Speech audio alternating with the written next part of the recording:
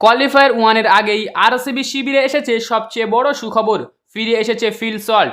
কিন্তু এখানেই শুরু হলো বড় প্রশ্ন, সল্ট ফিরলে খেলবে কে আর বসবে কে? কারণ আগের ম্যাচে ভেঙ্কটেশ আইয়ার মাত্র 19 বলে 44 রান করে ম্যাচে দারুণ ইম্প্যাক্ট দেখিয়েছে। এমন ইনিংস খেলার পর তাকে বাইরে রাখা ঠিক হবে না আমার মতে, একদমই না। কারণ বড় ম্যাচে ফর্মে থাকা প্লেয়ার অনেক সময় নামের থেকেও বেশি গুরুত্বপূর্ণ হয়ে যায়। তাহলে পরিবর্তন কোথায়? আমার মতে আরসিবি চাইলে রোমারিওকে বাইরে রেখে ব্যাটিং কম্বিনেশন ব্যালেন্স করতে পারে, অথবা জিতেশ শর্মার জায়গায়ও ভাবতে পারে টিম ম্যানেজমেন্ট।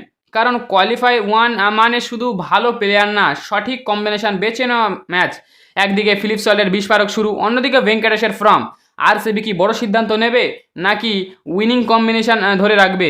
এবার বলো তোমরা প্লেইং ইলেভেনে কাকে দেখতে চাও, ফিল সল্টকে না ভেঙ্কটেশ আইয়ারকে, না দুজনকেই খেলাবো? চলো।